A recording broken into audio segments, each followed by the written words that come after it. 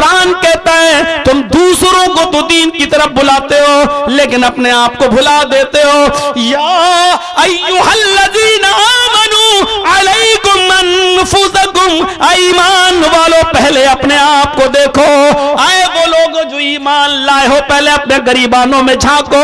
तुम दूसरों को नमाज की का हुक्म दे रहे हो, तुम नमाज पढ़ रहे हो या बेटी स्कूटी चलाते हुए नंगे सर कॉन्वेंट कॉलेज में जाकर बायो का सब्जेक्ट मुस्लिम और गैर मुस्लिम लड़कों की सीट पर बैठकर को एजुकेशन एक साथ ले रही है।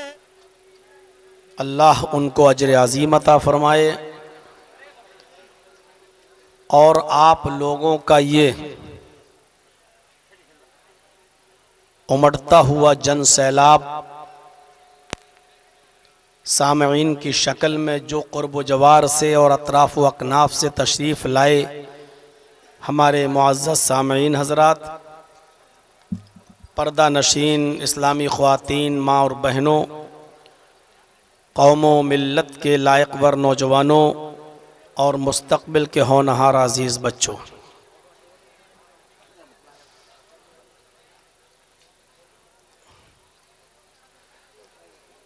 जो बात आज के इजलास में कही जा रही है और मुझसे पहले जो कही जा चुकी हैं, हम दुआ करते हैं अल्लाह रब्बुल आलमीन से कि अल्लाह हम सब को उस पर अमल करने की तौफीक अता फरमाए।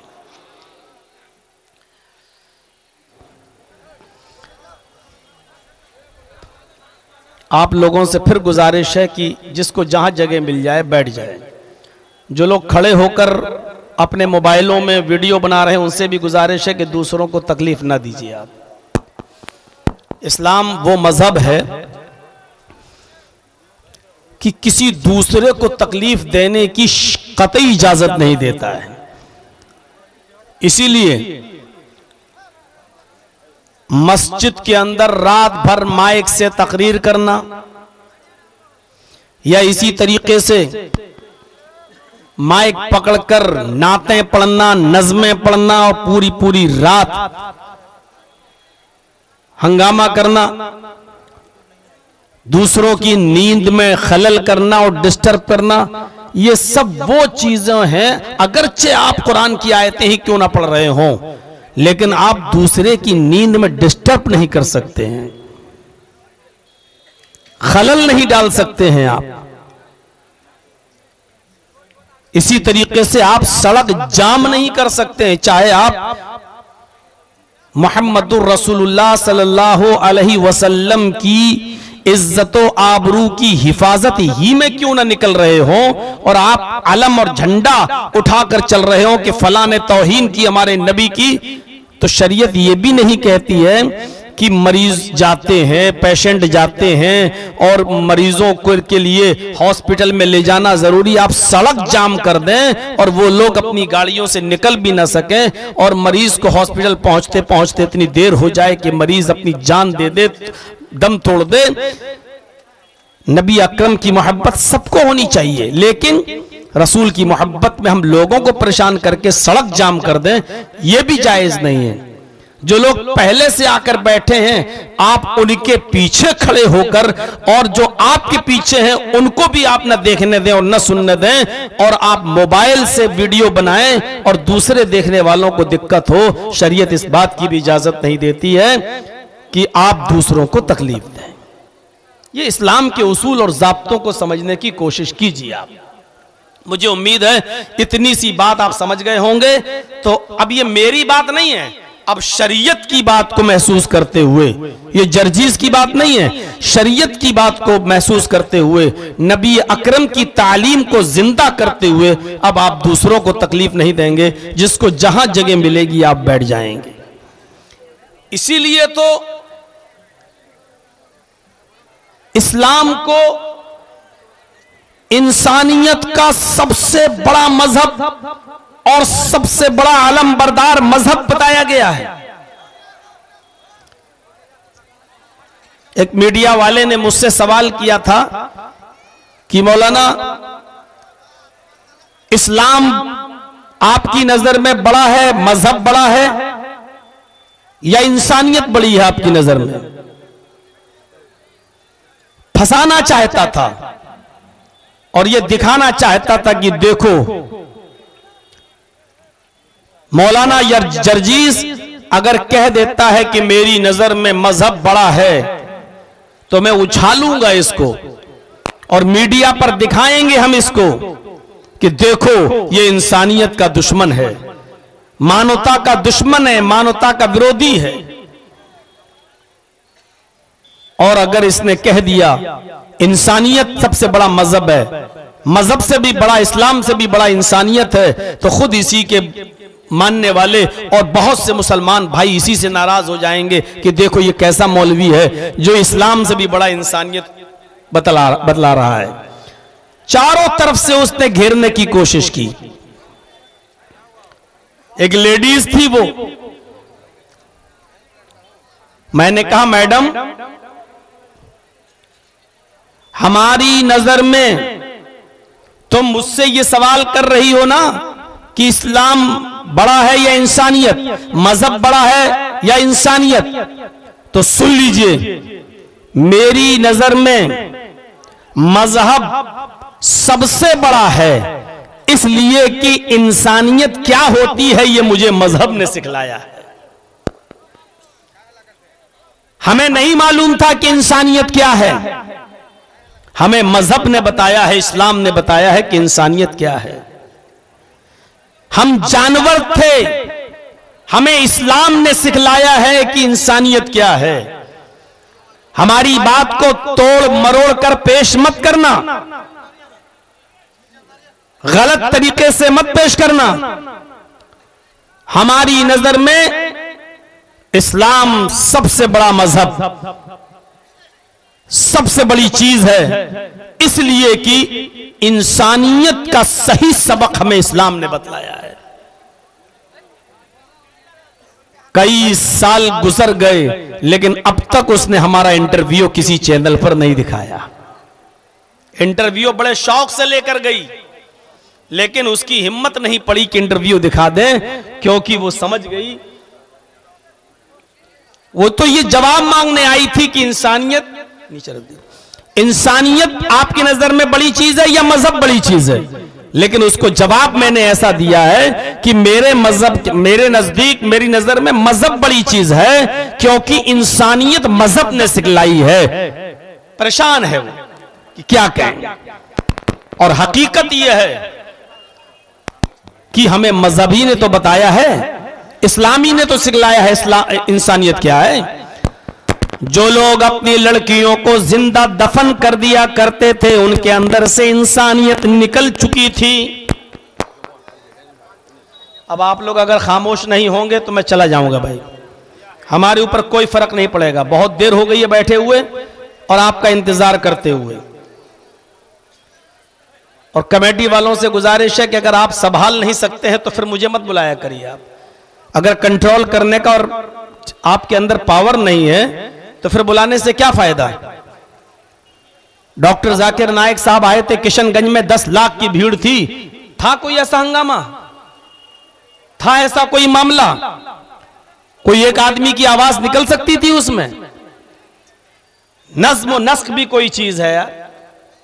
आप इस्लाम को सुनने आए हैं, दीन सुनने आए हैं, और अल्लाह के नबी का मसला यह था कि जब बोलते थे तो सहाबे किराम अपने सरों पर बैठी हुई मक्खी भी नहीं उड़ाया करते थे। ये आपके कलेजे और आपके दिल हैं। शर्म नहीं आती कि कुरान पढ़ा जा रहा है, हदीस सुनाई जा रही है और आप बोल रहे हैं। अल्लाह का अजाब कहीं नाजिल ना हो जाए, ये जमीन कहीं ना फट जाए, हम कहीं जमीन के अंदर धंस न जाएं। हमें डरना चाहिए अल्लाह के अजाब से। यह देखिए, लग रहा है यही मछलियां बेचने आया है।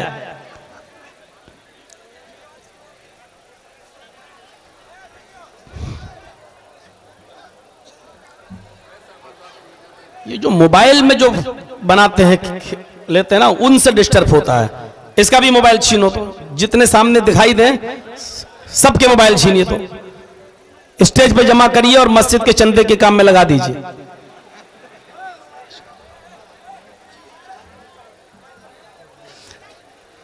कुछ नहीं होना है। जर्जी साहब का कितना भी फोटो ले लो, शेयर कर दो, भेज दो, किसी भी मौलवी का फोटो ले लो, आप जन्नती नहीं हो जाएंगे। जन्नती होंगे कुरान और हदीस पर अमल करके, शरीयत की बातों पर अमल करके। और ये हो रहा है अमल। हम बतला रहे हैं कि अल्लाह के नबी के जमाने में सहाबा किराम सरों पर बैठी हुई मक्खी नहीं उड़ाते थे जब अल्लाह के रसूल खिताब करते थे। और आपके दिल और कलेजे, वाह साहब वाह, हिम्मत देना पड़ेगी वाकई। आपके इस कारनामे से तो लगता है कि फूलन देवी भी इतनी हिम्मतदार नहीं होगी जितनी तुम हिम्मतदार हो। तो मेरे भाइयों, अपनी बेटियों को लोग जिंदा दफन कर दिया करते थे। कहां थी इंसानियत? इंसान होकर इंसानियत नहीं थी। कुरान पढ़िए, यक़्तुलूना अब्नाअहुम, अपनी औलाद को इस डर से कत्ल कर दिया करते थे ये बड़ी होकर मेरे साथ खाएगी। लड़कों को भी मार दिया करते थे, बड़ा होगा तो मेरे साथ खाएगा, नहीं कमाएगा, कहीं हरामखोर बन गया, कहीं कमाने के लायक नहीं हुआ तो हमारे ऊपर बोझ बनेगा। अपनी औलाद को कत्ल कर दिया करते थे। लड़कियों को जिंदा दफन कर दिया करते थे। बाप के मरने के बाद देखते थे कि मेरी मां बड़ी खूबसूरत है, कि ये किसी दूसरे मर्द से निकाह न कर ले, तो अपनी मां को अपने घर से बाहर निकालकर उसके ऊपर अपनी चादर डाल दिया करता था लड़का। यानी ऐलान होता था इस बात का कि अब मेरी मां नहीं, बाप के मरने के बाद मैंने अपना कपड़ा मां के ऊपर डाल दिया, अब ये मेरी मां नहीं रही, मैंने इसको अपनी बीवी बना लिया। कहां थी इंसानियत? इस बिगड़े हुए हैवान जैसे, जानवर जैसे माहौल में पलने वाले इन लोगों को इंसानियत का पाठ पढ़ाया मुहम्मदुर रसूलुल्लाह सल्लल्लाहु अलैहि वसल्लम ने, और बताया बाप को बाप समझो, मां को मां समझो, बेटियों को बेटी समझो। कोई भी बेटी अब दफन नहीं की जाएगी, मारी नहीं जाएगी, कत्ल नहीं की जाएगी, इसलिए कि अल्लाह ही देता है। जिसको बेटा देना चाहे बेटा दे, बेटी देना चाहे बेटी दे। और जिस घर में बेटी पैदा होती है वो रहमतों के दरवाजे खोल देती है, यानी अल्लाह उस घर में रहमतों के दरवाजे खोल देता है, वो रहमत लेकर आती है। माँ बाप के दुख दर्द में बेटा उतना काम नहीं आता जितनी बेटी काम आती है। नबी अकरम ने फिर सबक सिखाया, इंसानियत का पाठ पढ़ाया, इंसानियत का। मेरे भाइयों, उसने जो इंसानियत बिगड़ी हुई थी, इमाम कायनात ने बताया कि मां का हक क्या है, बीवी का हक क्या है, पड़ोसियों का हक क्या है। तुम जो शराब पीते हो मटके मटके भर भर कर, इस शराब को अल्लाह के नबी सल्लल्लाहु अलैहि वसल्लम ने हराम करार दिया। जो जुआ खेलते थे और जुए में अपनी रकम के बाद अपना मकान और मकान के बाद अपनी बीवी और बीवी के बाद बेटी भी जुए में हार जाया करते थे, उनको बताया जुए के नुकसानात क्या हैं, इंसानियत का सबक पढ़ाया, इंसानियत का पाठ पढ़ाया मुहम्मदुर रसूलुल्लाह ने। इसलिए दुनिया भी मानती है कि इंसानियत का सबसे बड़ा आलम बरदार अगर कोई मजहब है तो वो इस्लाम है। फिर आइए और देखें, कुरान की आयतें पढ़ें। अल्लाह ने सिर्फ मुसलमानों का नहीं, पूरी बनी नौ इंसानियत के मकाम और मर्तबे को बुलंद किया है। या बनी आदम, अल्लाह रब्बुल आलमीन ने कुरान में फरमाया वलक़द कर्रमना बनी आदम, हमने बनु आदम को, आदम की औलाद को बाइज्जत बनाया, इज्जत दी। सिर्फ मुसलमानों को नहीं कहा, जो उलमा है वो अच्छी तरीके से जानते होंगे। अल्लाह ने किसको कहा? हमने आदम के हर बेटे को, यानी हर इंसान को हमने इज्जत दी। वकर्रमना बनी आदम, हमने हर आदमी को, हर इंसान को इज्जत दी, चाहे वो हिंदू हो, मुसलमान हो, सिख हो, ईसाई हो, यहूदी हो, जैनियों, बुद्धिस्टों, कम्युनिस्टों, कोई भी हो, हमने आदम के हर बेटे को इज्जत दी, और इज्जत ही नहीं दी। वहमलनाहुम फिल बर्री वल बहर, हमने उसको खुश्की में और तरी में, हमने उसको पानी में और खुश्की में हमने सवार किया, यानी ऐसी सवारियां दी जिससे वो खुश्की में भी सफर कर सके, और हमने ऐसी उसको सवारियां दी कि पानी में भी वो सफर कर सके, यानी खुश्की में और तरी में, पानी में और खुश्की में हमने उसको सवार किया। वहमलनाहुम फिल बर्री वल बहर, हमने उसको खुश्की और तरी के अंदर हमने उसको सवार किया, सवारियां दी। क्या सिर्फ मुसलमान ही नाव कश्ती में सफर करता है? क्या सिर्फ मुसलमान ही पानी के जहाज में बैठता है? नहीं, हर आदम का बेटा, चाहे वो हिंदू हो या मुसलमान, सिख हो या ईसाई, यहूदी हो या कम्युनिस्ट, सभी उसमें सफर करते हैं। क्या सिर्फ इस खुश्की पर आप ही हीरो होंडा चलाते हो? क्या आप ही अपाचे चलाते हो? क्या आप ही बुलेट चलाते हो? क्या आप ही के पास i10 है? क्या आप ही के पास फॉर्च्यूनर है? क्या आप ही के पास इनोवा है? नहीं, हमने ये सारी चीजें आदम के हर बेटे को दी है। इज्जत दी हमने आदम के हर बेटे को, सवार किया खुश्की और तरी में आदम के बेटे को। और तीसरी चीज पर जरा गौर कीजिएगा, वरज़क़नाहुम मिनत-तय्यिबात, और पाकीज़ा रिज़्क़ दिया, पाकीज़ा रोजी दी, हलाल रोजी दी हमने। सिर्फ मुसलमानों को नहीं, क्या सिर्फ मुसलमानों ही को खाना मिलता है? गैर मुस्लिमों को नहीं मिलता। आप देख लीजिए, मुसलमानों के खेतों से भी अनाज पैदा होता है, गैर मुस्लिमों के खेतों से भी अनाज पैदा होता है। जब हमने इज्जत में कोई कमी नहीं की है, तो फिर तुम कौन होते हो एक दूसरे को ऊंचा और नीचा समझने वाले? तुम कौन हो तो एक दूसरे को बुरा भला कहने वाले? जब हमने ये फर्क नहीं रखा इज्जत और तकरीम में, तो तुम कौन होते हो एक दूसरे को गलत नजर से देखने वाले? अभी वाकयात आएंगे, अभी मैं बताऊंगा कि नबी अकरम सल्लल्लाहु अलैहि वसल्लम ने गैर मुस्लिमों के साथ भी कैसा सुलूक किया है। अगर उनको इंसानियत से निकाल दिया जाता तो आप ये सुलूक नहीं करते उनके साथ, लेकिन आपने उनको इज्जत दी, एहतराम दिया। वफ़ज़्ज़लनाहुम अला कसीरिम मिम्मन खलक़ना तफ़ज़ीला, और हमने बनु आदम को, आदम के बेटों को, इन इंसानों को, लोगों को हमने बहुत सी मखलूक पर फजीलत दी है। जितनी मखलूक हमने दुनिया में उतारी है, सबसे अफजल बनाया है, सबसे बेहतर बनाया है। मेरे भाइयों, इंसानों को एक तरफ, चरिंदों, परिंद, हैवानात, जानवर सबको एक तरफ, इंसानों का मकाम और मर्तबा सारी मखलूक में सबसे अफजल है। अल्लाह कहता है कि हमने ये इज्जत दी है, हमने आदम की औलाद को इज्जत दी। बताए मीडिया वाले जो कहते हैं कि इस्लाम हैवानों की तरह है, किसी का हाथ कटवा देता है, किसी की गर्दन काटने का हुक्म देता है, ये इस्लाम के कानून बिल्कुल जानवरों जैसे हैं।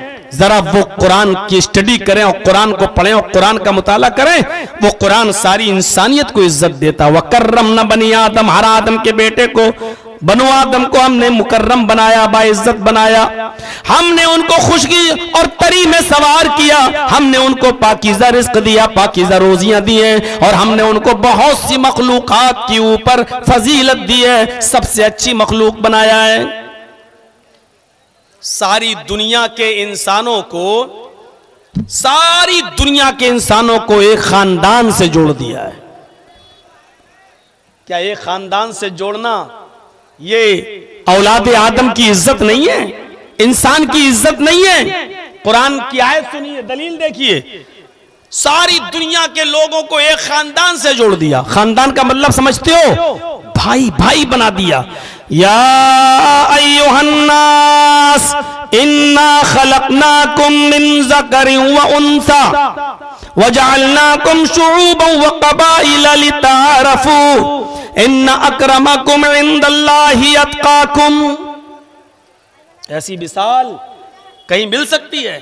ऐसी जो आयतें हमने पढ़ी हैं आपके सामने, वेदों में, पुराणों में, बाइबल में, इंजील में, तौरात में ढूंढ कर आप देख लीजिए, थक जाएंगे, लेकिन नहीं मिलेगा। सारी दुनिया के लोगों को, या यूहन्नास इन्ना खलकनाकुम मिन ज़करिन व उन्सा, ऐ सारी दुनिया के लोगों, हमने तुमको एक ही मर्द और एक ही औरत से पैदा किया।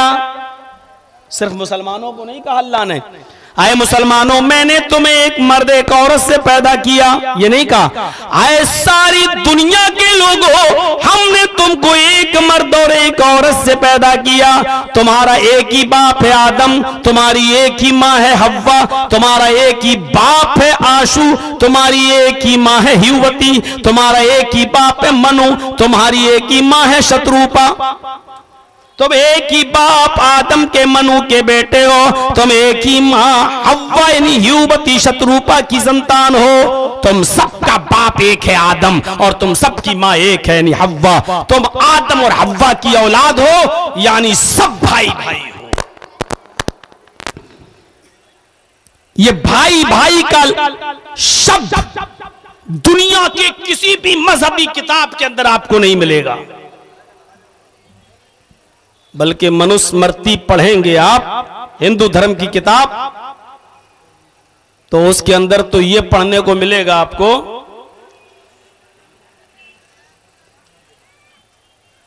ब्रह्मा ने अपने मुंह से ब्राह्मण को पैदा किया,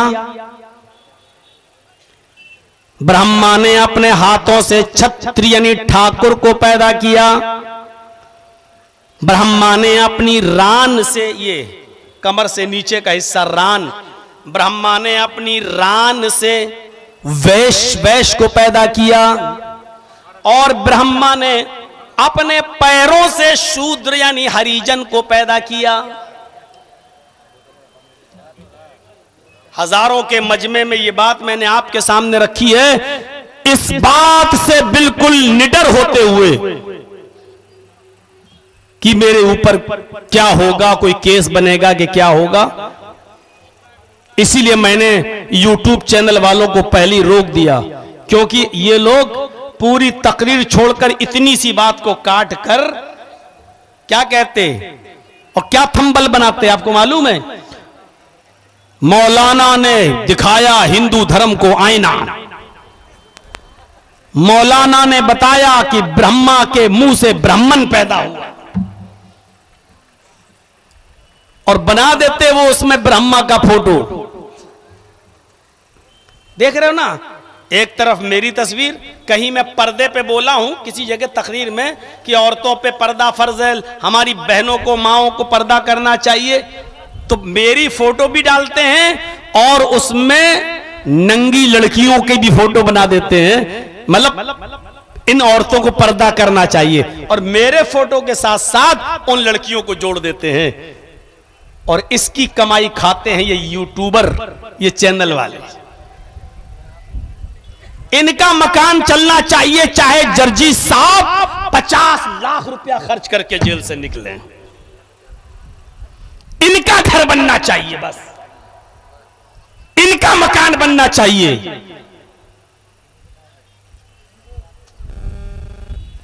इन लोगों ने वो पोजीशन बना दी थी हमारी कि हमें एक सख्त एक्शन लेना पड़ा है। अभी आप बहुत जल्दी देखेंगे इंशाअल्लाह, कुछ चैनल बहुत जल्दी खत्म होने वाले हैं, रडार पर है मेरे, और पूरी तरीके से मैं कार्रवाई कर चुका हूं। बस एक दो काम और बाकी है, उन चैनलों का पता भी नहीं चलेगा जिनके 7-7 और 8-8 और 10-10 लाख सब्सक्राइबर्स हो चुके हैं, और जो 50-60 हजार रुपए हर महीना कमा रहे हैं। फौरन देखिएगा, उनको माफी मांगने का मौका भी नहीं मिलेगा, बहुत जल्दी उनके चैनल उड़ने वाले। सब चैनलों पर मेरी नजर है कि कौन मेरे नाम के साथ किसको जोड़ रहा है, क्या कर रहा है। शेख हसीना के बारे में मैं बोला भी नहीं, और यूट्यूब पे आ गया मौलाना ने शेख हसीना को क्या बोला। केजरीवाल हरियाणा के चुनाव पर अभी मैं कुछ बोला ही नहीं, और यूट्यूब पे पहले आ गया कि मौलाना जर्जीस ने हरियाणा चुनाव के बारे में क्या कहा। आप देखते जाइए,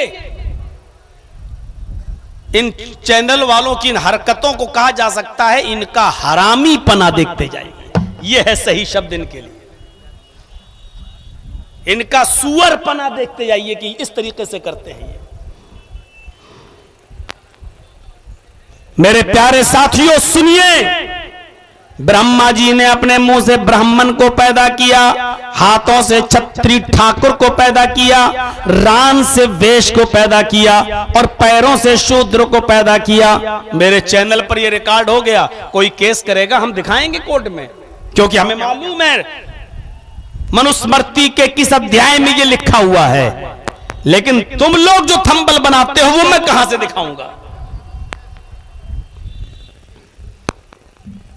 आज तक किसी भी मंदिर के अंदर ब्राह्मण पंडितों के साथ किसी हरिजन को आप नहीं देख सकते हो, एक साथ पूजा करते हुए ब्राह्मण और हरिजन को नहीं देख सकते हो।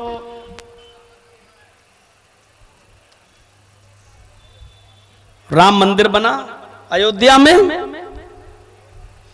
इस राम मंदिर के बनते वक्त बड़े बड़ी हस्तियां आई, लेकिन देश की राष्ट्रपति द्रौपदी मुर्मू को आपने नहीं देखा होगा, इसलिए कि वो नीची जाति की हैं, इसलिए उनको निमंत्रण तो दिया गया, लेकिन बॉस की तरफ से ऑर्डर था कि तुम्हें आना नहीं है।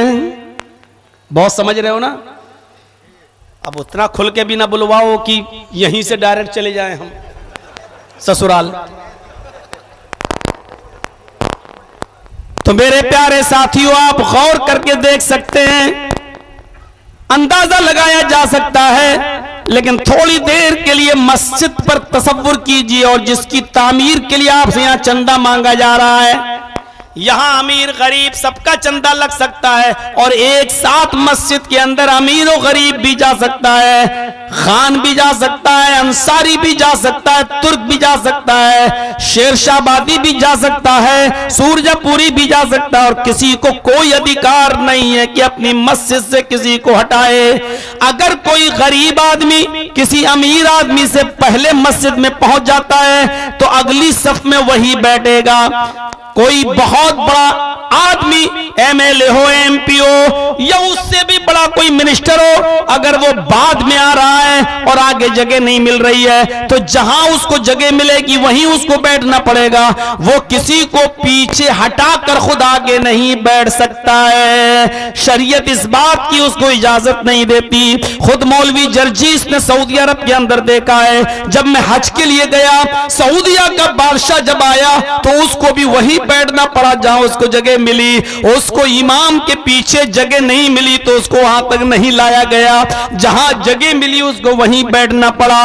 ये इस्लाम की इंसानियत से भरा हुआ वो सबक है और मसावात का ऐसा दर्स है। न कोई बड़ा है, न कोई छोटा है, न कोई अमीर है, न गरीब है। ये सारे झगड़े मस्जिद के बाहर, मेरे घर के बाहर तुम्हें रखना है, मेरे घर में आना है तो सबको बराबर की नजर से आना है। अपनी पोस्ट, अपनी डिग्री, अपना ओहदा, अपनी पोस्ट और अपना मकाम और मर्तबा और रोब दबदबा सब मस्जिद के बाहर छोड़ देना।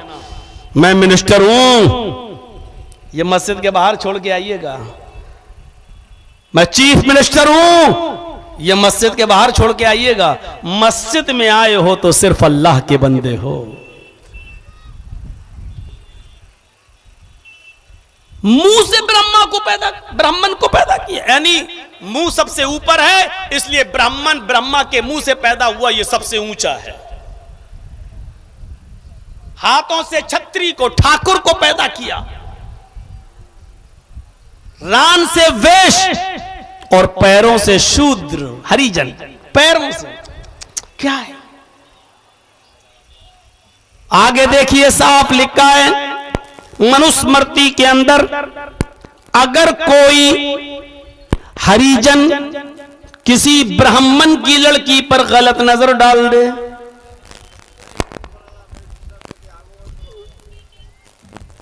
किसी ब्राह्मण की लड़की पर गलत नजर डाल दे, कौन? मैं किसी को भी खड़ा करके पूछ सकता हूं, क्योंकि रात का 12:40 हो रहा है, पता नहीं आप जग रहे हैं कि सो रहे हैं, मेरा कोई भरोसा नहीं। मैं किसी को भी खड़ा करके पूछ सकता हूं मैंने क्या बोला। अरे भैया क्या कर रहे हो आप लोग?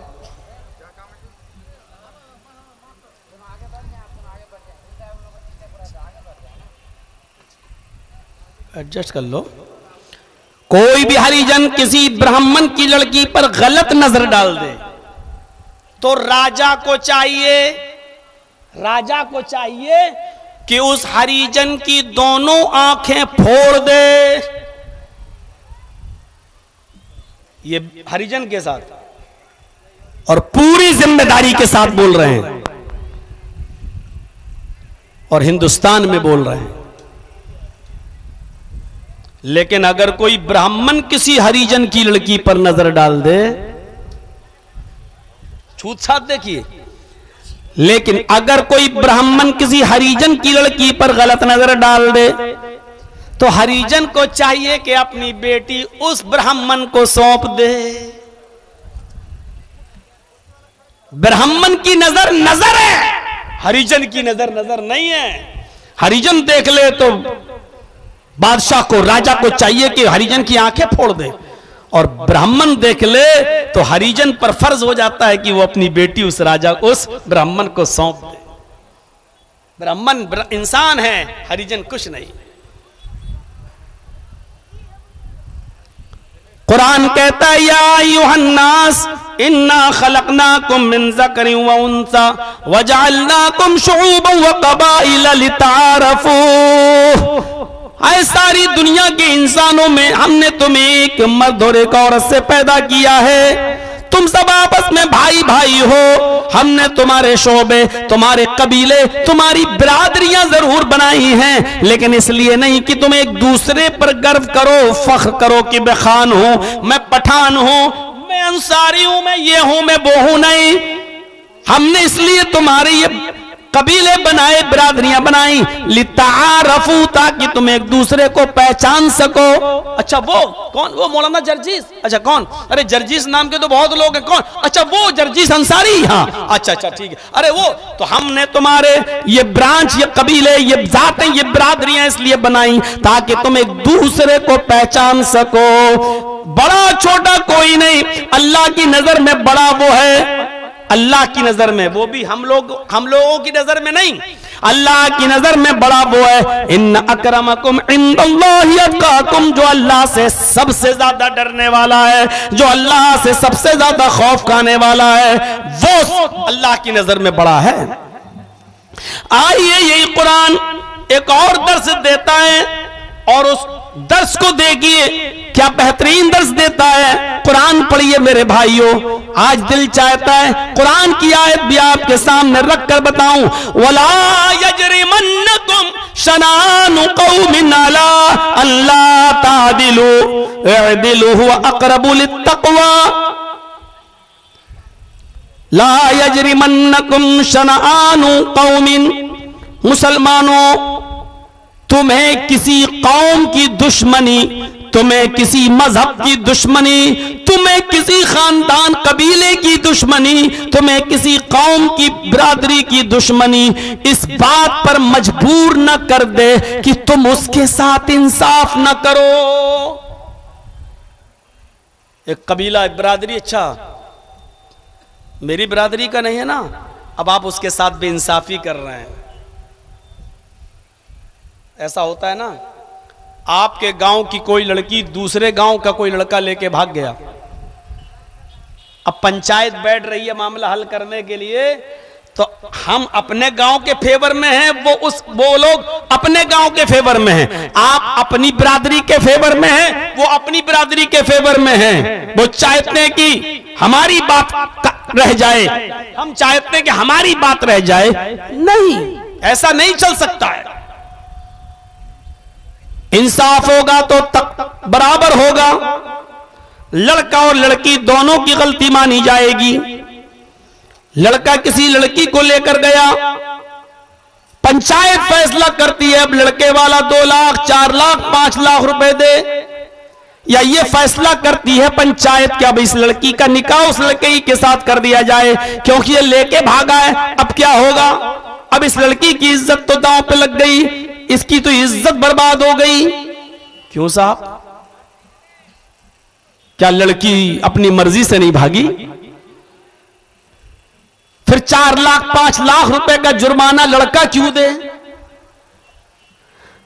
सब लड़का भगा ले गया, लड़का भगा ले गया तो लड़की भी तो भागी।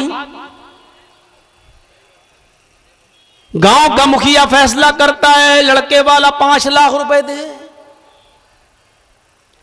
ऐसे फैसला करने वालों की गर्दनें कयामत के दिन पकड़ी जाएंगी। ये कौन सा इंसाफ है? कुरान कहता है अज़्ज़ानियतु वज़्ज़ानी फजलिदू कुल्ल वाहिदतिन मिनहुमा मियता जल्दा। जिना करने वाली औरत और जिना करने वाले मर्द, इन दोनों को 100 कोड़े मारो अगर वो गैर शादीशुदा हैं। कुरान दोनों के लिए सजा मुतय्यन कर रहा है, कुरान दोनों के लिए हद मुतय्यन कर रहा है, कुरान दोनों को बराबर का सजावार ठहरा रहा है। आप कौन होते हैं एक तरफा फैसला करने वाले? और कुरान ने लड़की का लफ्ज पहले इस्तेमाल किया, जिना करने वाली और जिना करने वाला। अज़्ज़ानियत वज़्ज़ानी यानी जिना के रोल में मर्द से ज्यादा लड़की का रोल होता है। जब तक लड़की न चाहे कि मेरे जिस्म के साथ कोई खेले, तब तक लड़के की हिम्मत ही नहीं हो सकती है कि वो उसके साथ जबरदस्ती कर ले, हो ही नहीं सकता। इसलिए जिना के मामले में औरतों को, लड़कियों को कसूरवार पहले ठहराया जाएगा, इसलिए कि इसमें लड़की की ढील होती है। जब तक लड़की या औरत हामी न भरे, हाँ न करे या उसकी तरफ से ढील न मिले, लड़का वहां तक पहुंच ही नहीं सकता है। इसलिए कुरान ने लड़की या औरत का नाम पहले लिया, अज़्ज़ानियतु वज़्ज़ानी फजलिदू कुल्ल वाहिदिन मिनहुमा मियता जल्दा। जिना करने वाली औरत, जिना करने वाला मर्द, इन दोनों में से हर एक को 100 कोड़े मारो। अगर वो गैर शादीशुदा है तो, और शादीशुदा है तो कोड़े मारने की जरूरत ही नहीं है, फिर तो सीधे ऊपर पहुंचाओ पत्थरों से मार मार के।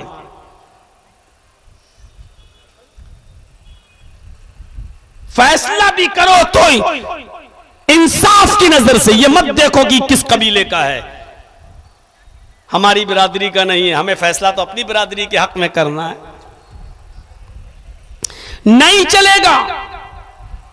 हजरत अली रजी अल्लाह ताला अन्हु के पास एक यहूदी आया और उस यहूदी ने अपने जुर्म को कबूल भी कर लिया, हां मुझसे ये गलती हुई।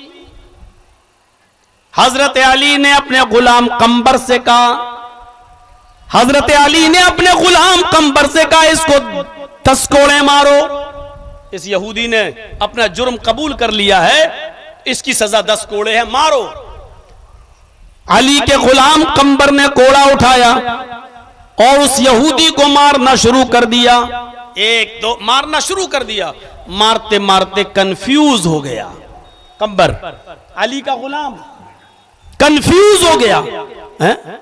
हमने 9 मारे के 10, 9 मारे के 10 कोड़े मार चुका था वो, लेकिन अब कंफ्यूज हो गया है। 9 मारे के 10, उसने उठाकर एक और मार दिया। उसने सोचा 9 ही पर, 9 या 10 तो कम सजा क्यों हो, भले ही ज्यादा हो जाए लेकिन कम ना हो। तो उसने एक कोड़ा और मार दिया। कंबर यहूदी अली के पास आता है और हजरत अली से कहता है, अमीरुल मोमिनीन, आपके गुलाम कंबर ने मुझे एक कोड़ा ज्यादा मारा है और इसका बदला मुझे चाहिए। एक तरफ यहूदी है, एक तरफ अमीरुल मोमिनीन हजरत अली हैं, और खिलाफत भी है, इस्लामी हुकूमत के मालिक भी हैं। हजरत अली चाहते तो यहूदी को डांट सकते, चल हट, हाँ हो गया, कौन क्या कर सकता, मेरी तो हुकूमत है। लेकिन हजरत अली ने कंबर से पूछा है, कंबर इधर आओ। इस यहूदी ने मुकदमा दायर किया है और इसने कहा है कि तुमने एक कोड़ा इसको ज्यादा मारा है। कंबर कहता है, हाँ अमीरुल मोमिनीन, मैंने जब 9-10 कोड़े मार लिए तो मैं भूल गया, कंफ्यूज हो गया कि मैंने 9 मारे या 10। तो एक कोड़ा मैंने और मारा है, अब मुझे नहीं मालूम कि वो 10 हुआ है या 11। मैं कंफ्यूज था एक कोड़े को लेकर, तो मैंने मार दिया। हजरत अली ने कहा वो गिन रहा था और तुम कंफ्यूज थे, शक तुम्हें था उसको नहीं। तुम खुद इस बात का इकरार कर रहे हो कि मैं भूल गया था, तो भूल चूक तुमसे हुई, उससे नहीं। अब अगर वो गलत भी बोल रहा है तो उसी की बात मानी जाएगी, क्योंकि तुम इकरार कर चुके हो कि मैं भूल गया था, लिहाजा इस भूल चूक और खता ये तुम्हारी मानी जाएगी, उस यहूदी की नहीं। और जाहिर बात है कि जिस आदमी को कोड़े पड़ रहे हो तो वो एक एक गिनेगा ही। हमारे घर वालों को नहीं मालूम था कि मौलाना जर्जीस साहब को जेल में कितने दिन हो गए, और जर्जीस साहब को सब मालूम था कि मुझे आज इतने महीने, इतने दिन, इतने घंटे हो गए। जो जहां होता है वो एक एक चीज गिनता है। उस कंबर ने कोड़े मारे, यहूदी कोड़े गिन रहा था क्योंकि उसको पढ़ रहे थे, इसलिए उस यहूदी की बात को सही मानते हुए हजरत अली ने कहा, यहूदी अब तू कोड़ा उठा। कोड़ा उठाया गया। क्या गोदी मीडिया इस चीज को पेश करेगी? क्या हड्डियों पे पलने वाली मीडिया इसको बताएगी? ये अदल और ये इंसाफ क्या आज एक सेकुलर मुल्क के अंदर, एक जमहूरी मुल्क के अंदर क्या अल्पसंख्यकों के साथ ऐसा होता है? वो यहूदी वहां अल्पसंख्यक में, अकलियत में, और हजरत अली ने उस यहूदी से कहा कोड़ा उठाओ। कोड़ा उठाया। कहा एक कोड़ा तुम भी इस गुलाम को, कंबर को मारो, क्योंकि उसने एक कोड़ा तुम्हें ज्यादा मार दिया है। लिहाजा उस यहूदी ने सारे मुसलमानों के सामने, खुद हजरत अली के सामने, वो एक कोड़ा उस यहूदी ने हजरत अली के गुलाम कंबर को भी मारा। बदला लिया, इंतकाम लिया उसने। ऐसा अदल और ऐसा इंसाफ आपको कहां देखने को मिलेगा? वला यजरिमन्नकुम शनानु कौमिन अला अल्ला तादिलू, किसी कौम की दुश्मनी तुम्हें इस बात पर मजबूर न कर दे कि तुम उसके साथ जुल्म करने लगो, इंसाफ न करो। ऐसा मत करना, चाहे वो कोई भी रहे, हिंदू हो, सिख हो, यहूदी हो, ईसाई हो, जैनी हो, बुद्धिस्ट हो, कोई भी हो, जुल्म किसी के ऊपर मत करना, इंसाफ की बात करना। इंसाफ की बात यही कुरान कह रहा है इस आयत के अंदर। क्या यहां की अकलियत को न्याय मिलता है? गौर करके देखिए कि कितने लोगों को लिंच कर दिया गया, मार दिया गया, और मारने वालों को पकड़कर चंद दिनों के बाद उनको जमानत पे छोड़ दिया गया। यह चीज आपको नहीं दिखाई देगी। अदल और इंसाफ जहां नहीं रहता है वहां अमन और सुकून भी नहीं रहता है।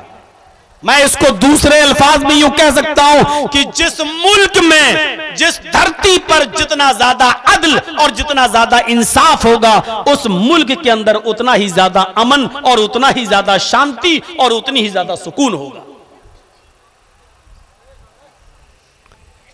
काजी शुरैह का नाम सुना है ना आपने? काजी शुरैह एक फैसला सुनाने वाले हैं। काजी शुरैह एक फैसला सुनाने वाले हैं। उस फैसले को सुनने के लिए बहुत भीड़ लगी हुई है। काजी शुरैह जब कुर्सी पर बैठते हैं तो भीड़ को तितर बितर करने के लिए उनके दरबान ने कोड़ा उठाया और हवा में लहराया, चलो चलो कोर्ट खाली करो, अदालत खाली करो, चलो। उस कोड़े को हवा में जब लहराया तो लोग भागे। जैसे हमारे यहां हल्की सी एक फायरिंग हो जाए तो लोग भागते हैं, ऐसे उन्होंने कोड़ा उठाया दरबान ने काजी शुरैह के, तो लोग भागे। एक यहूदी गिर गया, जब वो उठा तो दरबान ऐसे ऐसे कोड़ा चला रहा था, हिला रहा था, लेकिन वो यहूदी जब जमीन से उठा तो एक कोड़ा उसको लग गया। दरबान का ये कोड़ा उसको लग गया। सारे लोग कोर्ट से बाहर, अदालत से बाहर, लेकिन इस यहूदी ने अदालत में, काजी शुरैह की अदालत में, उसी काजी के सामने जिसको हजरत अली ने काजी बनाया था, काजी शुरैह के सामने खड़े होकर कहा, आपके दरबान ने मेरी गलती के बगैर बिना कुछ किए हुए मुझे कोड़ा मारा। काजी शुरैह कहते हैं उस फैसले को सुनाने से पहले अभी यह फैसला सुनाना पड़ेगा। आए यहूदी कटघरे में खड़े हो जाओ और अपने दरबान से कहा, दरबान समझते ना, पेशकार जो लिख रहा है, फैसला सुनाते काजी साहब तो पेशकार लिखता रहता वहां बैठकर, स्टेनो लिखता रहता वहां बैठकर। काजी शुरैह ने अपने स्टेनो से कहा, अपने दरबान से कहा, अपने पेशकार से कहा, तुम भी कटघरे में खड़े हो जाओ। अब बताओ, उस यहूदी ने कहा, काजी साहब मैं जैसे ही उठा इनका कोड़ा मेरी पीठ पर लग गया। काजी शुरैह ने अपने दरबान से, पेशकार से कहा, बोलो क्या कहना चाहते हो सफाई में। दरबान ने कहा कि मैं तो हवा में लहरा रहा था कोड़ा, लेकिन ये उठा और जैसे ही उठा तो इसको लग गया। ये सच है कि मेरा कोड़ा इसको लगा, लेकिन मैंने जानबूझकर नहीं मारा। काजी शुरैह ने कहा ये उठा और तुम्हारा कोड़ा उसको लग गया, इतनी भीड़ में किसी को नहीं लगा, लेकिन इसी को लग गया है और इसने मुकदमा दायर किया है और तुम मानते हो कि तुम्हारा कोड़ा इसको लगा है। अब तुम कह रहे हो मैंने जानबूझकर नहीं मारा, तो अब जानबूझकर मारा या नहीं मारा, दिलों का हाल तो अल्लाह जानता है, लेकिन तुमने इस बात का इकरार किया कि तुम्हारा कोड़ा इसको लगा, लिहाजा ये मारने में शुमार किया जाएगा। आए यहूदी, अब तुम कोड़ा उठाओ और मेरे दरबान को भी एक कोड़ा तुम लगाओ, एक कोड़ा तुम मेरे पेशकार को, मेरे स्टेनो को भी एक कोड़ा मारो। उस यहूदी ने सबके सामने वो कोड़ा उठाया और भरी अदालत में, भरे मजमे में वो एक कोड़ा काजी शुरैह के स्टेनो को, काजी शुरैह के पेशकार को भी मारा गया। ये अदल, ये इंसाफ जब तक कायम था, अमन था, शांति थी, सुकून था। आज लोग कहते हैं कि अमन कैसे कायम होगा, शांति कैसे कायम होगी। अरे आप अदल और इंसाफ कायम कर दीजिए, अमन और शांति अपने आप कायम हो जाएगी। आपको कुछ नहीं करना है, सिर्फ अदल कायम कर दीजिए। जिसका जितना, जिस मामले में हक है उसको उतना हक दे दीजिए, जिसका जितना अधिकार है उसको उतना अधिकार दे दीजिए। अदल और अमन कायम हो जाएगा। आप जितना अदल करेंगे और इंसाफ करेंगे उतना ही अमन कायम होगा। मुकदमे तो हजरत अली के ऊपर भी लग गया। काजी शुरैह को काजी बनाया है हजरत अली ने,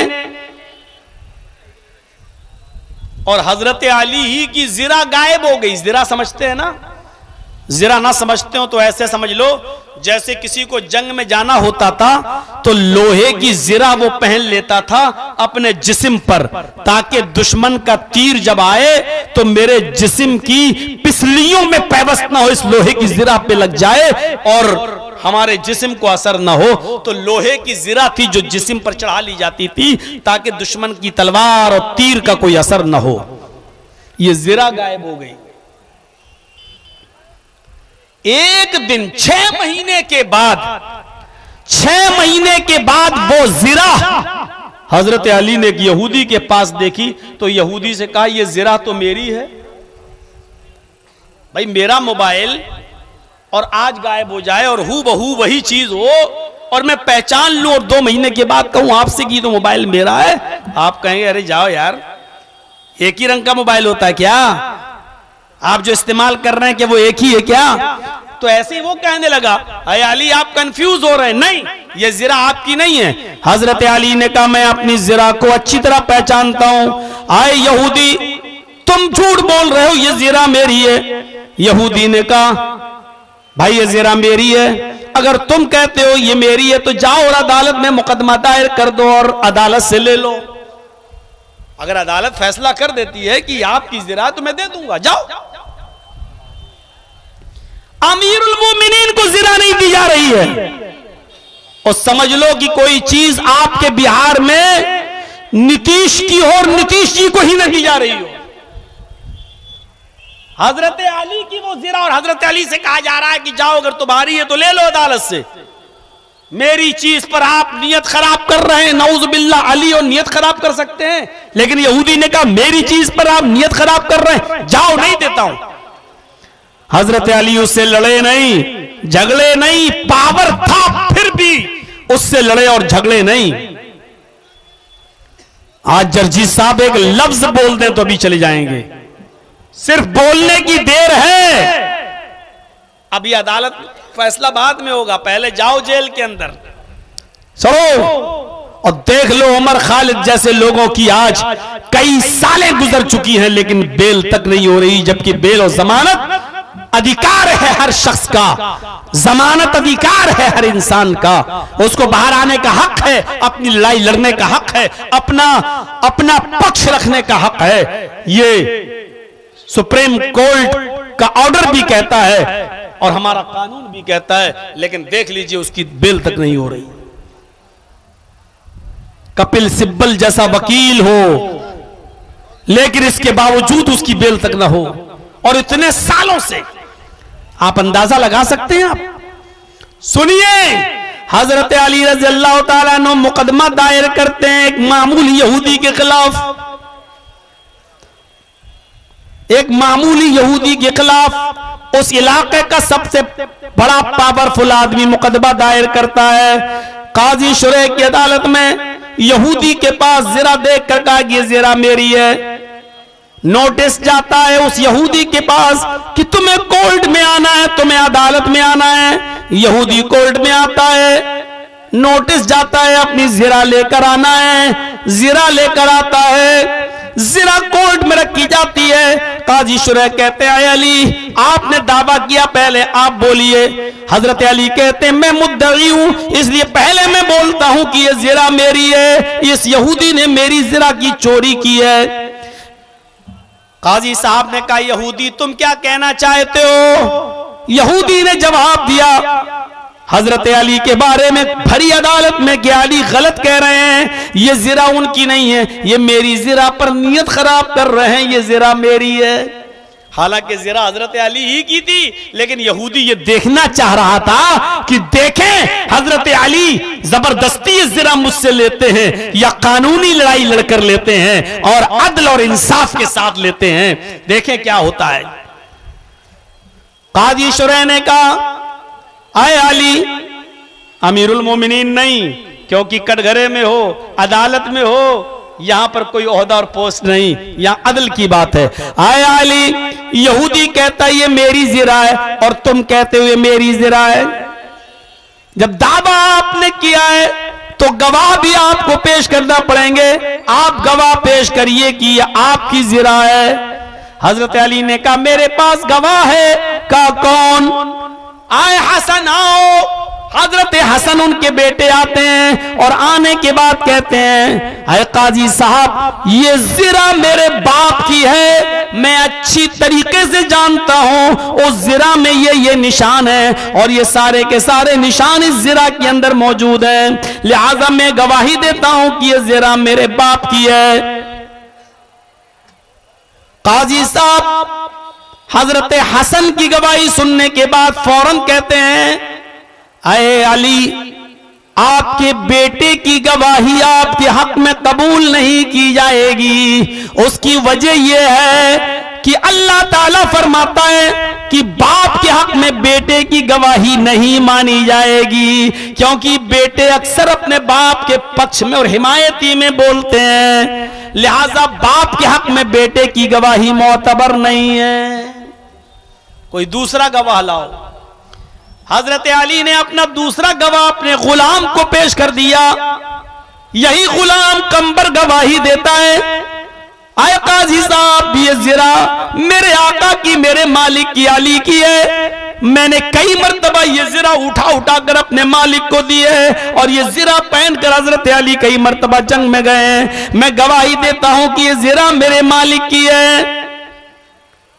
काजी शुरै का फरमान सुनो, ऐ अली आपका दूसरा गवाह आपका गुलाम है, ये भी मोतबर नहीं है, इसकी भी गवाही नहीं मानी जाएगी। इसलिए कि गुलाम अपने आका के खिलाफ नहीं बोलता है, वो जानता है कि अपने मालिक के खिलाफ बोलेंगे तो बाद में मार कौन खाएगा और अपने मालिक के ताने कौन सुनेगा।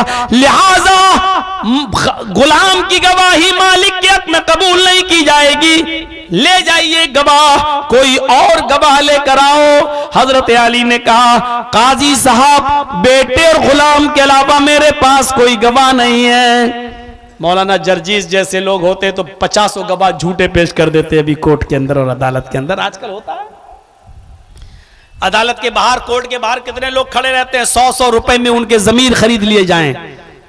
और मुसलमानों, आपके भी जमीर कोई बहुत मजबूत नहीं है। इलेक्शन के मौके पर देख लिए जाते हैं आपके दिल और आपके जमीर 100 और 200 रुपए में बिक जाते हैं। और आप 500 रुपए लिए और ठप्पा लगा दिया वहीं जिसने दिए। एक नॉर्मल कुत्ता खरीदो तो वो भी 10,000 और 15,000 से कम का नहीं मिलता। एक बकरी खरीदो नॉर्मल तो वो भी 5 से 10,000 से नीचे नहीं मिलती। एक बैल गाय खरीदो तो वो भी 15-20 हजार से नीचे नहीं मिलती। एक मामूली कुत्ता खरीदो तो वो भी आपको 10 से 15,000 से नीचे नहीं। और आला दर्जे का कुत्ता तो लाखों में मिलता है, लाखों में। हमारे लखनऊ में आ जाओ तो हम आपको दिखाएंगे एक एक कुत्ते की कीमत 55-60 लाख रुपए। एक मामूली कुत्ता भी अगर आप खरीदो तो वो भी 10 से 15,000 से कम का नहीं। एक कुत्ते की कीमत हमारे जमीर से ज्यादा है, हमारे जमीर से ज्यादा। एक मामूली कुत्ता 10 से 15,000 में मिलता है और हमारे वोट की कीमत 500। दो ठप्पा मारो और इससे भी कम एक शराब की बोतल, एक पौवा लो बोतल, अद्धा लो वोट डालो। जो कौम अपने वोटों का सौदा करती हो, 500 और हजार रुपए में बिकती हो, उस कौम का नसीब यही है जो आज हमें देखना पड़ रहा और भुगतना पड़ रहा है। यह कौम कभी अपने सही कायद, सही रहनुमा को नहीं चुन पाती है। इस कौम का यही हाल होता है, होना था और होना भी चाहिए, क्योंकि हमने अपनी कीमत नहीं पहचानी, हमने अपनी हकीकत नहीं पहचानी। हमारे साथ जो हो रहा है हम उसी के लायक हैं, हम उसी के लायक हैं। हजरत अली वहां से चले आए ये कहकर कि मेरे पास अब कोई गवाह नहीं है। काजी शुरै का फैसला आता है, आए यहूदी इस ज़िरा के मालिक तुम हो। हजरत अली ने जो दावा किया था ये ज़िरा मेरी है, वो अपना दावा अदालत में साबित नहीं कर पाए, वो अपने गवाह पेश नहीं कर पाए। लिहाजा ये अदालत इस ज़िरा का मालिक तुम्हें बनाती है, ये ज़िरा तुम ले जाओ, ये ज़िरा तुम्हारी है। किसको दे दी? यहूदी को। यहूदी उस ज़िरा को लेकर कटघरे से बाहर निकलता है और चीख कर कहता है, काजी साहब आपसे मुझे इसी फैसले की उम्मीद थी। हाय अमीरुल मोमिनीन, अब मेरा फैसला सुनिए।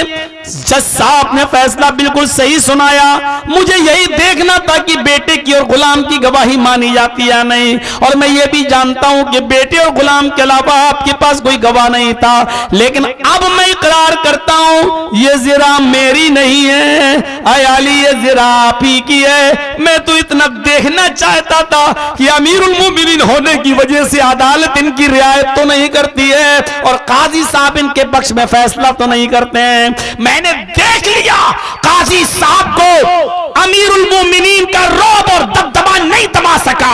काजी साहब ने फैसला कुरान और हदीस के मुताबिक सुनाया है, लिहाजा मैं ज़रा अली को देता हूं और मैं खुद इस भरे मजमे में और इस अदालत में इस्लाम कबूल करता हूं। अशहदु अल्ला इलाहा इल्लल्लाह व अशहदु अन्ना मुहम्मदन अब्दुहु व रसूलुहु। ये कलमा पढ़कर वो यहूदी उसी जगह पर इस्लाम ले आता है। हमारे हालात देखकर कौन इस्लाम लाएगा? हमारी हैसियतें देखकर कौन इस्लाम लाएगा? अरे जो कौम जलसों में सिर्फ इसलिए आती हो कि देखें फला मौलवी ने क्या बोला और फला मौलवी ने क्या बोला, और सुबह चाय की होटल पे जाकर जो नंबर देती हो कि ये मौलवी पहले नंबर पर, ये मौलवी दूसरे नंबर पर, वो कौम मेरे भाइयों उसको देखकर कौन इस्लाम लाएगा? महात्मा गांधी जी ने कभी कहा था कि लोगों तुम एक मस्जिद से दूसरी मस्जिद अपने घर को छोड़कर इधर उधर जाते हो, कोई 3 दिन के लिए, कोई 10 दिन के लिए, कोई 20 दिन के लिए, कोई 40 दिन के लिए, कोई 4 महीने के लिए, कोई 1 साल के लिए। तुम बड़ी मेहनत करते हो, लोगों को इस्लाम की तरफ बुलाते हो, दावत देते हो, घर घर जाकर उनको नमाज की तलकीन करते हो। आए लोगों, तुम्हें ये करने की जरूरत ही नहीं, सिर्फ मोहम्मद रसूलुल्लाह का अखलाक अपने अंदर पैदा कर लो, मोहम्मद रसूलुल्लाह का कैरेक्टर अपने अंदर पैदा कर लो। गैर मुस्लिम दुनिया तुम्हें देखकर खुद ब खुद इस्लाम लाती चली जाएगी, गैर मुस्लिम तुम्हें देखकर खुद ब खुद इस्लाम कबूल करते चले जाएंगे। लेकिन मेरे भाइयों गौर करो, महात्मा गांधी जी की इस बात को कौन मानता है? कहा कि नबी अकरम का अखलाक पैदा कर लो, अपने घर बैठे रहो, लोग तुम्हारे अखलाक को देखकर खुद ब खुद मुसलमान होते चले जाएंगे। गौर कीजिए कितनी मेहनतें हो रही हैं, कितनी मशक्कतें हो रही हैं। आप अपनी मस्जिदों में भी गौर करोगे तो कोई 3 दिन के लिए आया है, कोई 40 दिन के लिए निकला है। आपकी बस्ती से कोई बेचारा दिल्ली जाता है और दिल्ली से तकसीम होकर कोई इधर जाता है, कोई उधर जाता है। हिंदुस्तान में दावत और तबलीग के चारों तरफ हो रही है, लेकिन उससे नतीजा क्या निकल रहा है? मेरे भाइयों मैं ये नहीं कह रहा हूं कि मेहनत नहीं, आप मेहनत कर रहे हैं, सब कुछ कर रहे हैं, आपकी लगन भी है, आपकी नीयत भी ठीक है, लेकिन नतीजे पर गौर करो कि नतीजा क्या निकल रहा है। कहीं तो कमी है, कहीं तो नक्स है। कुरान कहता है तुम दूसरों को तो दीन की तरफ बुलाते हो, लेकिन अपने आप को भुला देते हो। या अय्युहल्लज़ीना आमनू अलैकुम अनफुसकुम, ईमान वालों पहले अपने आप को देखो। आए वो लोग जो ईमान लाए हो, पहले अपने गरीबानों में झांको।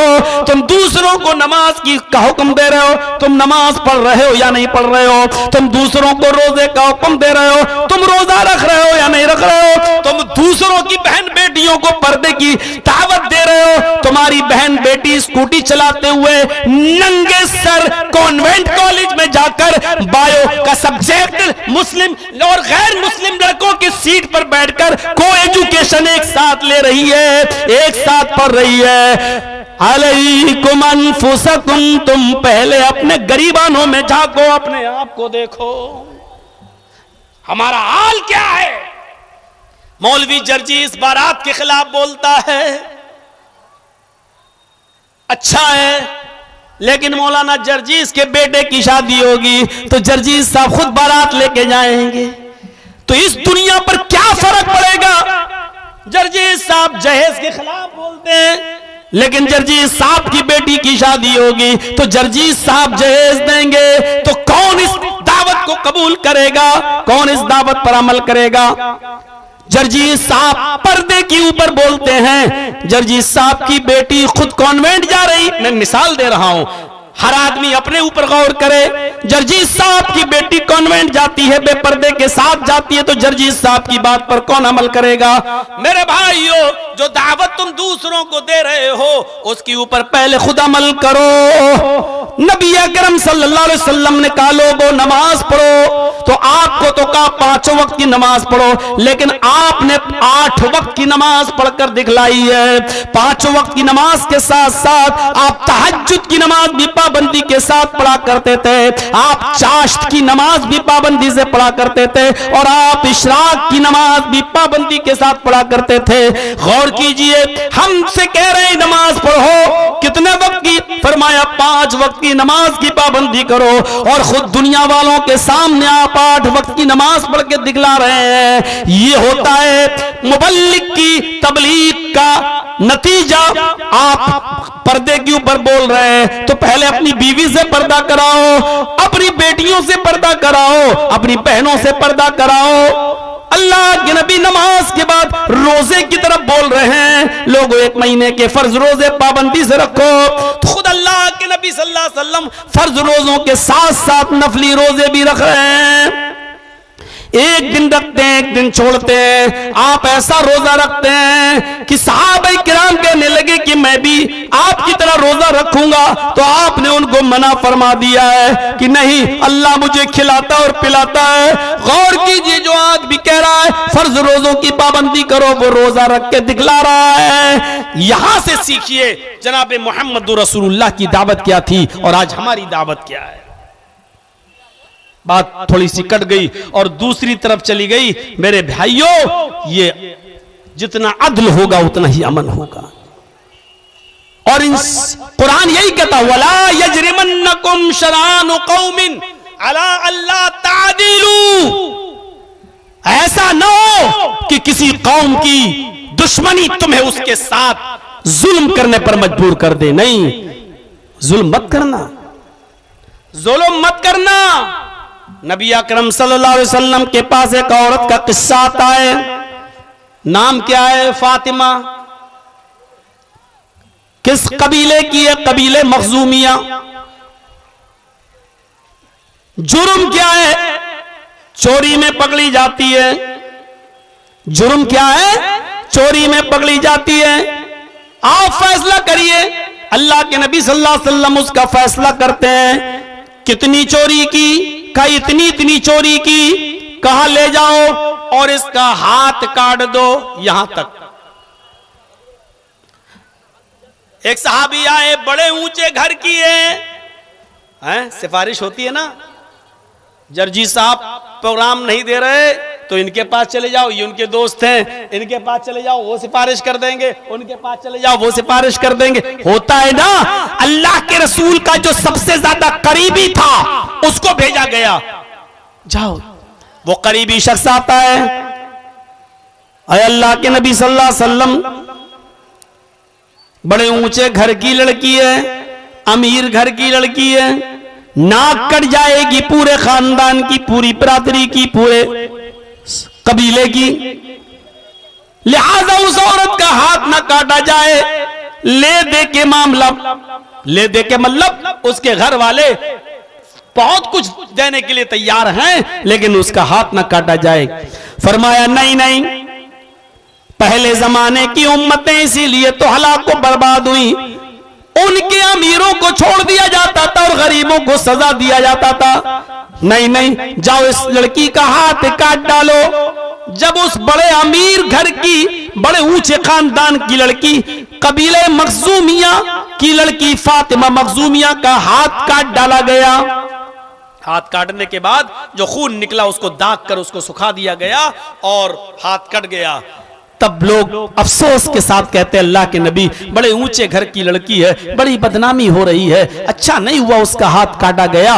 तो नबी अकरम ने जो जुमले अदा किए 50 मर्तबा अपने मिंबर पर खड़े होकर अपने मौलवियों से और उलमा से सुने होंगे। अल्लाह के नबी ने फरमाया, तुम उस लड़की की बात करते हो, फातिमा मखजूमिया की, चोरी में पकड़ी गई, हाथ काटने का हुक्म दिया, काट दिया गया, तुम उसकी बात करते हो। लौ अन्ना फातिमा बिन्त मोहम्मद सरकत लक़तअतु यदहा, अगर फातिमा मखजूमिया की जगह पर मोहम्मद रसूलुल्लाह की अपनी बेटी होती, मोहम्मद रसूलुल्लाह के अपने दिल का टुकड़ा होता, मोहम्मद रसूलुल्लाह की अपनी बेटी होती, तो मैं अपनी बेटी का भी हाथ काट डालता। कतातु यदहा, मैं अपनी बेटी के हाथ को भी काट देता। तुम उसकी बात कर रहे हो, अगर मेरी बेटी भी चोरी में पकड़ी जाती तो मैं अपनी बेटी का भी हाथ काट देता। ये था अदल, ये था इंसाफ। आज धर्म का नाम लेकर, सोचिए आप, धर्म का नाम लेकर, रामचंद्र जी का नाम लेकर, कृष्ण जी का नाम लेकर मजहब को उछालकर मजहब की बुनियाद पर सरकारें बनाई जाती हैं, लेकिन उसी मजहब की बुनियाद पर अदल करने के लिए तैयार नहीं है। हमारी वॉशिंग मशीन में आओ तो सारे पाप धुल गए, तुम करोगे तो जेल की सलाखों में, हमारे यहां आए तो सारे के सारे पाप धुल गए। और ये वो कौम करती है जो सबसे ज्यादा राम का नाम लेती है, जो सबसे ज्यादा कृष्ण का नाम लेती है, जो सबसे ज्यादा धर्म को उछालती है, जो सबसे ज्यादा धर्म का नाम लेती है। मैं पूछना चाहता हूं, क्या यही रामचंद्र जी की शिक्षा थी? क्या यही कृष्ण जी की शिक्षा थी? क्या गीता में और रामायण में हमें कोई ऐसी मिसाल दे सकते हो कि तुम्हारी पार्टी में आए तो दूध से धुल जाए और हमारी पार्टी अगर दूसरे की पार्टी में जाए तो उसको जेल की सलाखों में सड़ा दिया जाए और उसको मजबूर कर दिया जाए? मेरे प्यारे साथियों, मैं नहीं समझता हूं कि रामचंद्र जी ने कभी ऐसा आदेश दिया हो और कृष्ण जी की कभी यह तालीम रही हो। इसलिए कि मैंने गीता भी पढ़ी और रामायण भी पढ़ी, मुझे न गीता में ऐसा संदेश मिला न हमें रामायण में ऐसा संदेश मिला। हम अंदाजा तो लगाएं कि कहां है। हजरत उमर फारूक रज़ियल्लाहु ताला अन्हु मिस्र गए। मिस्र के गवर्नर अमर इब्न आस रज़ियल्लाहु ताला अन्हु से मिलते हैं और तमाम लोगों की मीटिंग लेते हैं। मिस्र के अंदर तमाम लोग जमा होते हैं। पूछा, हमने अमर इब्न आस को तुम्हारे ऊपर गवर्नर बनाया, किसी को कोई शिकायत तो नहीं? अमर इब्न आस से एक 12 साल का बच्चा खड़ा होता है। उफ, एक 12 साल का यहूदी बच्चा खड़ा होता है, कहता है अमीरुल मोमिनीन, मेरे ऊपर इस मिस्र में जुल्म हुआ है।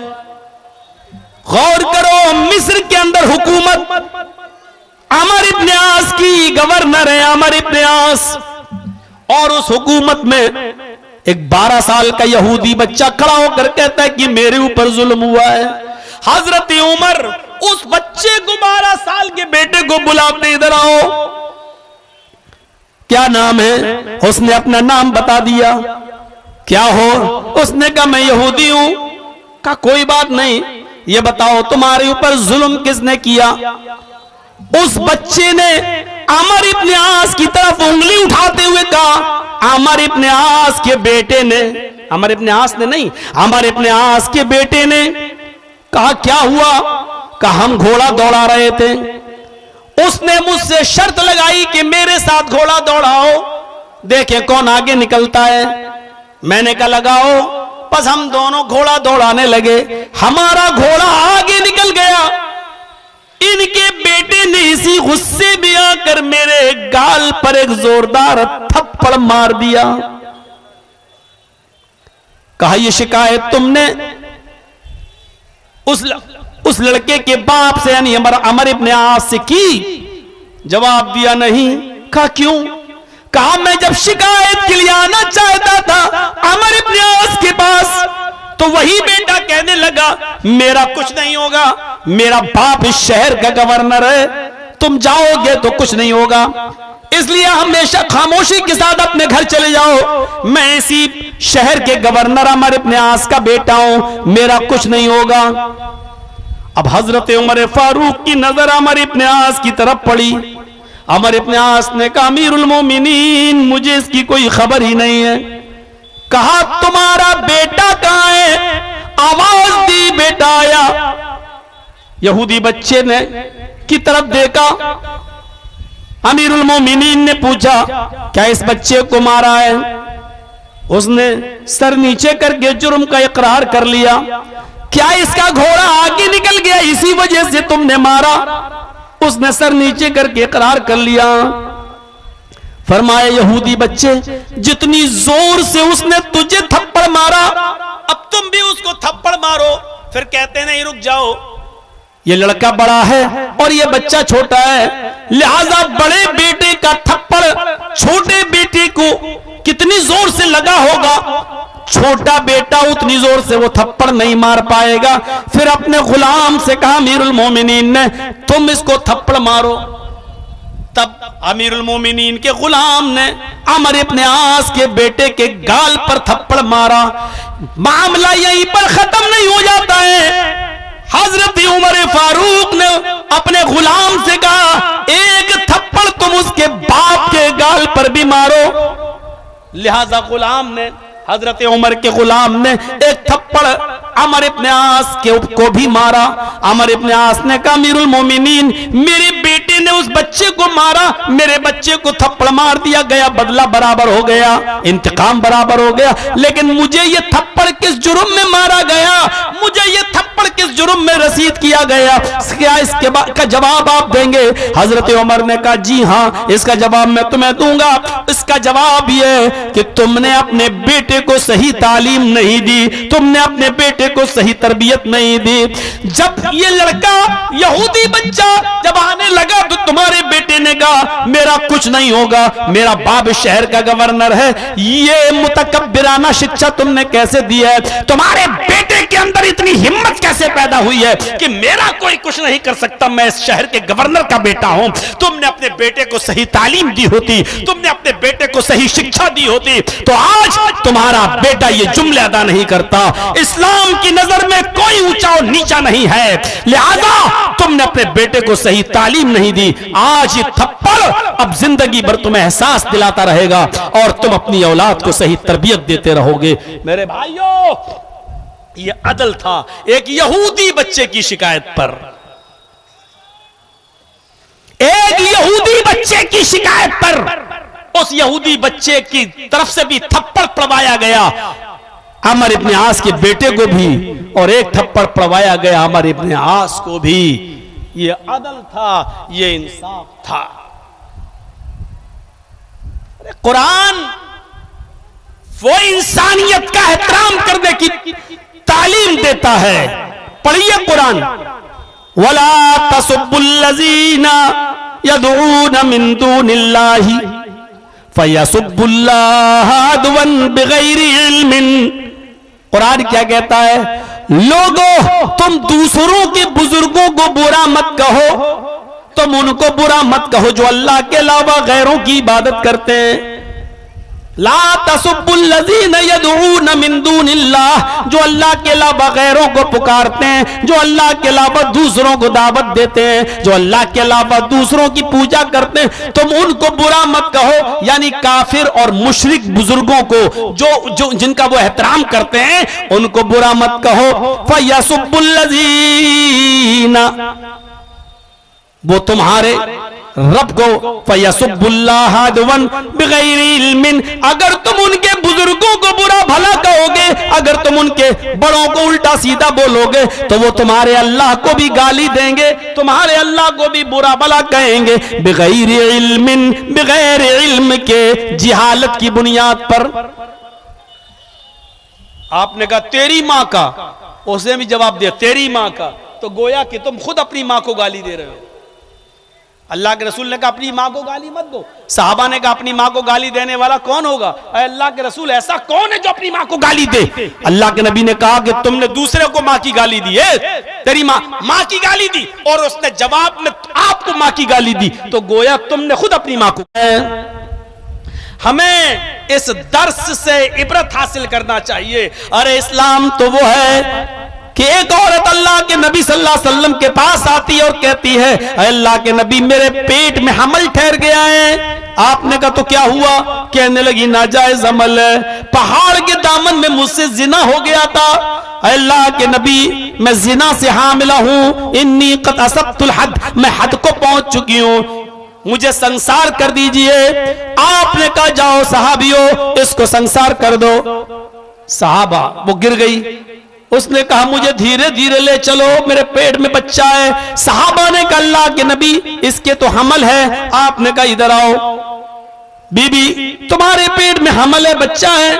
उसने कहा जिना की पैदावार है, जिस आदमी से जिना हुआ है उसी का हमल ठहर गया है। आपने फरमाया अभी तुम्हें मारा नहीं जाएगा, संसार नहीं किया जाएगा, जब ये बच्चा पैदा हो जाए तब आना। कहने लगी अल्लाह की नबी ये बच्चा अगर पैदा हो गया, बड़ा होगा और अपना बाप का नाम नहीं पाएगा तो माँ को गाली देगा कि मेरी माँ मनहूस थी, इस दुनिया में मुझे छोड़ गई बगैर बाप का नाम दिए हुए, इसलिए मर जाए, मेरे मरने के साथ ये भी मर जाए अच्छा है। फरमाया नहीं, तेरी गलती की सजा इस पेट में पलने वाले मासूम बच्चे को क्यों मिले?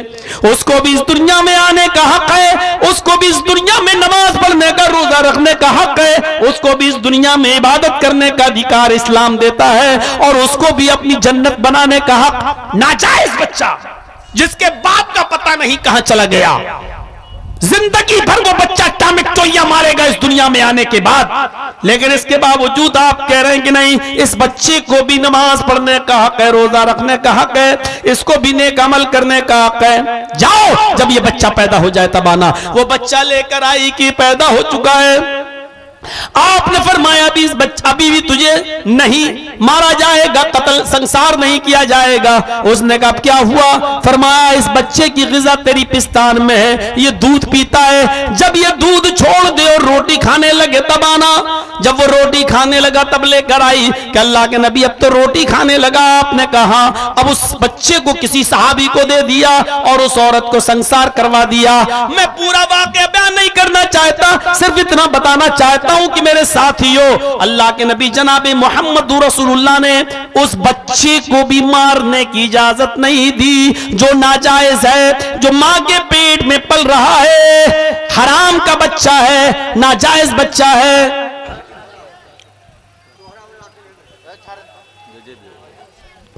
हाँ, तो भाइयों में अर्ज ये कर रहा था कि अल्लाह के नबी सल्लल्लाहु अलैहि वसल्लम ने उस औरत को भी इस बात की इजाजत नहीं दी। नाजायज बच्चा, अरे हमारी जबान में उसको कहा जाता है हराम बच्चा, उसको भी गिराने की इजाजत नहीं दी। आज हमें इंसानियत का दर्स वो देते हैं, ये टीवी एंकर वाले, ये गोदी मीडिया वाले, वो हमें इंसानियत का दर्स देते हैं, जिनके हॉस्पिटल्स के अंदर रोजाना कॉलेज के पढ़ने वाले लड़के और लड़कियों के कितने नाजायज हमल गिराए जाते हैं, और कितने ऐसे शादीशुदा लोग हैं जिनकी 3 या 4 लड़कियां लगातार पैदा हो चुकी हैं, 5वां भी हमल है, वो भी लड़की का अल्ट्रासाउंड पर चेक कराने के बाद वो कहते हैं अब हमें लड़की का है, नहीं चाहिए, इसको भी गिरा दो। हलाल बच्चे गिरा देते हैं, हराम बच्चे कितने गिराए जा रहे हैं और कितने मर रहे हैं, उनकी तो गिनती ही नहीं है, उनकी तो गिनती ही नहीं है। अमेरिका में इस साल का रिकॉर्ड, इस साल का अमेरिका में 1 करोड़ हमल गिराए गए हैं। 1 करोड़ सिर्फ 1 महीने के अंदर 1 करोड़ हमल, और ये 1 करोड़ हमल वो गिराए गए हैं जिन्होंने आलाते मने हमल इस्तेमाल किया, मसलन जिन्होंने हमल रोकने की टेबलेटें खाई हैं, हमल रोकने के सारे इंतजाम किए हैं और इस तरीके से अपनी गर्लफ्रेंड से मिले हैं कि हमल न ठहरे, इसके बाद 1 करोड़ हमल ठहर गया। आलाते मने हमल इस्तेमाल करने के बाद भी 1 करोड़ लड़कियों के पेट से हमल गिराए गए। अब आप अंदाजा लगाओ, हमल की चीज रोकने की सारे इंतजाम करने के बाद जब 1 करोड़ हमल गिराए गए, तो अगर उनको भी जोड़ लिया जाए जो आलाते मने हमल इस्तेमाल करने में कामयाब हो गए, तो गौर कीजिए कि अमेरिका अय्याशी में और ऐसी नापाक जिंदगी में किस हद तक आगे बढ़ चुका है। इस्लाम नाजायज बच्चे को भी गिराने की इजाजत नहीं देता है। इंसानियत का हमें पाठ वो पढ़ाएंगे जो हॉस्पिटल में जाकर हैं अपनी गर्लफ्रेंड के ठहर जाने वाले हमल को गिराते हो, वो लोग हमें इंसानियत का सबक सिखाएंगे। इस्लाम इंसानियत का सबक हमें सिखलाता है कि अगर गलती से या अनजाने और अनजाने में अगर ऐसा कर भी लिया तो उनको तो सजा दी जाएगी जिन्होंने जुर्म किया है, लेकिन अगर हमल ठहर गया तो उस औरत को उस वक्त तक नहीं मारा जाएगा जब तक कि बच्चा पैदा ना हो जाए और वो रोटी ना खाने लगे, अपनी माँ का दूध ना छोड़ दे, तब तक उसको नहीं मारा जाएगा औरत को। मेरे भाइयों, यहां से अंदाजा लगाओ। अल्लाह के रसूल ने एक यहूदी को देखा जिसका जनाजा आ रहा था। आप बैठे थे अपने साहबा के साथ, आपने यहूदी के जनाजे को आते हुए देखा तो आप खड़े हो गए। आप खड़े हो गए। जब जनाजा आगे बढ़ गया तो साहबा ने कहा, अरे अल्लाह के नबी, आप यहूदी का जनाजा देखकर खड़े हो गए, मरने वाला तो यहूदी था। यहूदी का जनाजा आपने देखा, वो जा रहा और आप खड़े हो गए। तो आपने जो सबक सिखाया, जो बात बताई, वो बात ये थी, क्या मरने वाला इंसान नहीं था?